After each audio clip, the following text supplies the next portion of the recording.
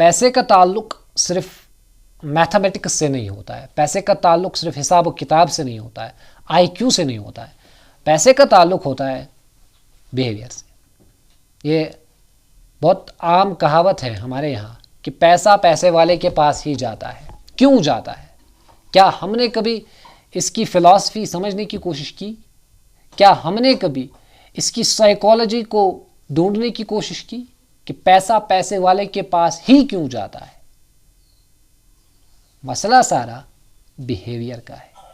आप कितना भी हिसाब लगा लें, आपके पास कितना भी हाई आईक्यू हो, अगर आपका बिहेवियर लोगों के साथ ठीक नहीं है तो आप कभी भी वेल्दी नहीं बन पाएंगे।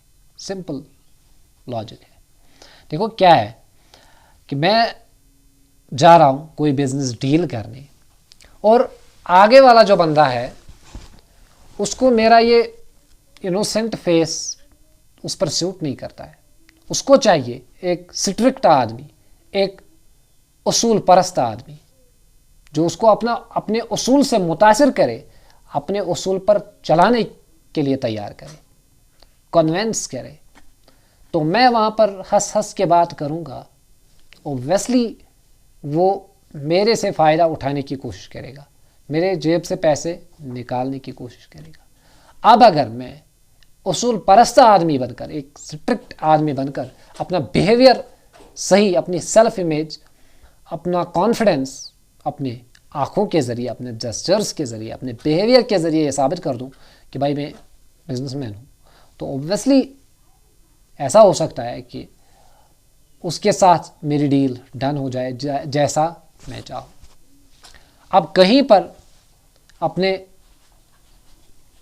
जो मेरा कस्टमर आता है उसके साथ में स्ट्रिक्ट रहूँ, मैं रिजिड बिहेवियर रखूँ, तो बंद हो सकता है कि वो मेरा प्रोडक्ट नहीं खरीदेगा, क्योंकि मैं रिजिड हूँ, मैं मानता ही नहीं हूँ। वहाँ पर मुझे थोड़ा सा फ्लेक्सिबल बनना चाहिए, अपना बिहेवियर फ्लेक्सिबल इतना रखना चाहिए कि मेरा कस्टमर मुझसे राज़ी हो जाए और मेरा वो प्रोडक्ट खरीदे और मुझे पैसा मिलेगा। सिंपल है ना भाई। लेकिन हम हर एक चीज़ को कॉम्प्लिकेटेड बना देते हैं। बिहेवियर अपना वैरी करना है, फ्लेक्सिबिलिटी इसी को बोलते हैं कि वैरी हो जाना चाहिए। आपको किसी के साथ डील करनी है तो वहाँ पर आपका बिहेवियर थोड़ा उसूल परस्त आप होने चाहिए, पक्के होने चाहिए। अपने कस्टमर के साथ आप फ्लेक्सिबल होने चाहिए, मतलब उसकी बात भी माननी है, अपना फ़ायदा भी निकालना है। इस तरह से बात बनती है। तो यही फिलॉसफी है पैसे के पीछे, यही साइकोलॉजी है पैसे की। इसकी कुछ पावरफुल लाइन्स जो इस चैप्टर की हैं, reasonable is greater than rational, वो मैं आपको बताता हूँ। A strategy that gives you peace is stronger than that gives you stress.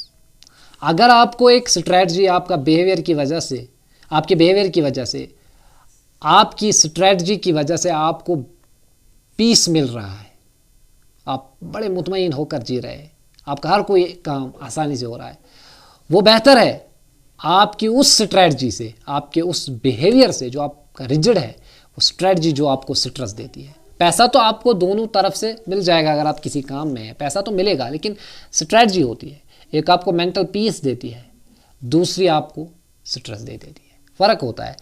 और यही है कि आप, फिर से वही बात है कि आप अपना बिहेवियर कैसे रखते हैं, अपने कस्टमर्स को आप कितना खुश रखते हैं, आप अपने बिजनेस पार्टनर्स को कितने सही खुश रखते हैं अपने बिहेवियर से, तो वो आपका मेंटल पीस सही रखेगा। आपका काम जब स्मूथ चलेगा तो ऑब्वियसली आपका मेंटल पीस बरकरार रहेगा और स्ट्रेस आपके पास कभी आएगा ही।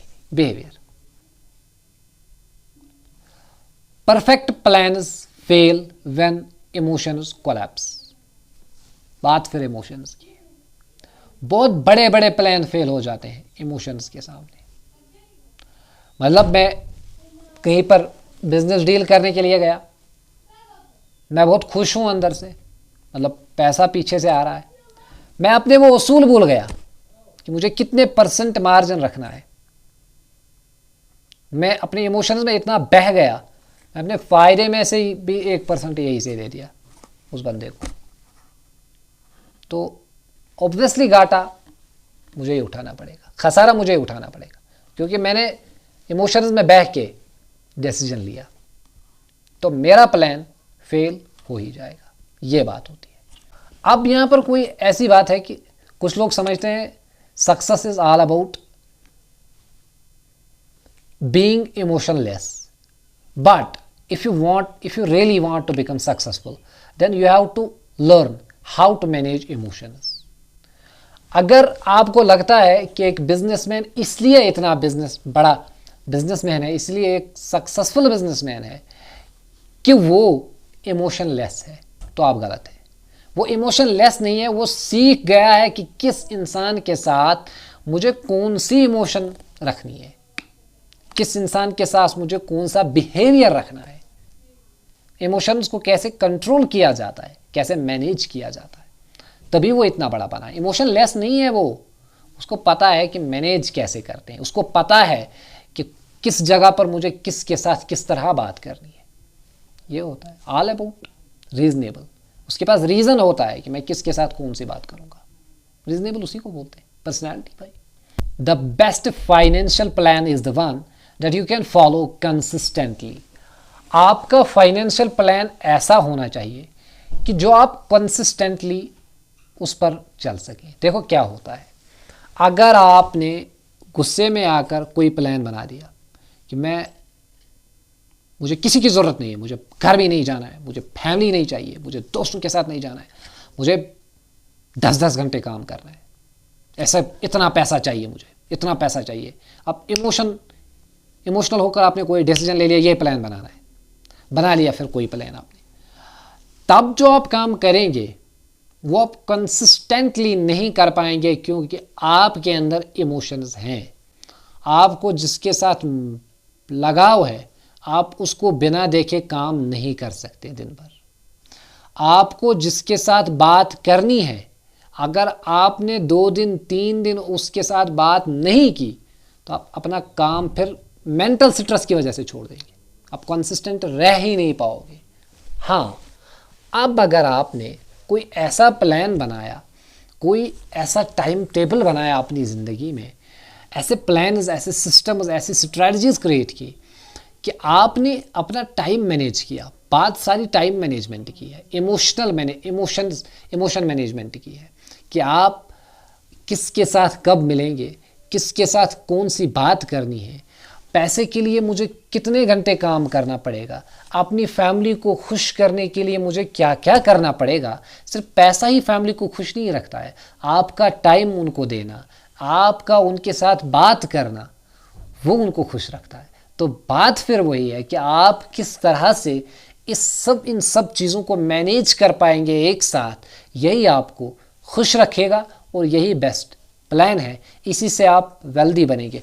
इन सब चीज़ों का ताल्लुक ये एक दूसरे के साथ इंटरकनेक्टेड होते हैं, इंटर रिलेटेड होते हैं कि आप अपनी फैमिली के साथ जब अच्छे से मिल पाएंगे तभी आपको पीछे से सपोर्ट मिलेगा। आपको सपोर्ट मिलेगा तो आपका मेंटल हेल्थ सही रहेगा। आप अपनी टीम के साथ बात अच्छे से करते हैं तो आपका टीम आपके लिए काम करेगा, आपका टीम आपके लिए काम करेगा तो आपको पैसा मिलेगा। आप अपने बिजनेस से रिलेटेड आपके जितने भी साथी हैं उनके साथ अच्छे से बिहेव करते हैं, आप खुश हैं, तो वो ऑब्वियसली आपको उस चीज़ का फ़ायदा मिल जाएगा। तो ये कुछ प्लान्स होते हैं, स्ट्रैटेजीज होती हैं, लेकिन it is all about emotional management and it is all about the time management. तो इसकी आखिरी लाइन में यहाँ पर आपको बोलूँगा जिससे आपको हो सकता है बहुत ज़्यादा हेल्प मिलेगी, वो ये है, चैप्टर का नाम जैसा कि आपको पता है चैप्टर का नाम है reasonable is greater than rational. तो फिर वही बात यहाँ पर फिर दोहराई गई है कि reasonable decisions that you can sustain, that you can go with in consistently in long term are more powerful than the perfectly rational decisions that you cannot maintain. आप अपने रीजनेबल डिसीजंस के साथ रहो, अच्छा है, वो बहुत ज़्यादा पावरफुल हैं आपके लिए वो रीजनेबल डिसीजंस जो आप लॉन्ग टर्म में मेंटेन कर सको, अपने आप में मैनेज कर सको। आप लॉन्ग टर्म में जा सकेंगे अगर आपने रीजनेबल डिसीजंस बनाए हैं, तो आपको उनका फ़ायदा भी मिलेगा और आप लॉन्ग टर्म में भी उसका फ़ायदा उठाते रहेंगे। वो ज़्यादा पावरफुल है, आपको ज़्यादा मदद देंगे उस परफेक्टली रैशनल डिसीजन से जो आपको खुश नहीं रहने देता है। रैशनल डिसीजन तो आप समझ गए, जो मैथमेटिकली आप हम लेते हैं, हिसाब किताब करके जो हम डिसीजन बनाते हैं, वो कहीं ना कहीं वीक है रीजनेबल डिसीजन से, क्योंकि रीजनेबल डिसीजन में इमोशन आती है, फीलिंग आती है, अपना टाइम मैनेजमेंट आता है, रिसोर्स मैनेजमेंट आता है, टीम मैनेजमेंट आता है, बिहेवियर आता है, इमोशंस आती है, ये सब कुछ आता है रीजनेबल डिसीजन में। रैशनल में ये सब नहीं आता है, वहाँ सिर्फ हिसाब किताब आता है। और मुझे उम्मीद है आपको ये वीडियो अच्छी लगी होगी, और सिर्फ ये वीडियो नहीं मत देखना, इसके पहले जो मैंने वीडियोज़ बनाई है वो बहुत ज़्यादा हेल्पफुल होने वाले हैं आपके लिए, और जो आगे आने वाले वीडियोस हैं वो भी आपको बहुत ज़्यादा हेल्प करेंगे। तो इस चैनल को सब्सक्राइब करना और इस वीडियो को लाइक ज़रूर कर देना। Thanks for watching this video.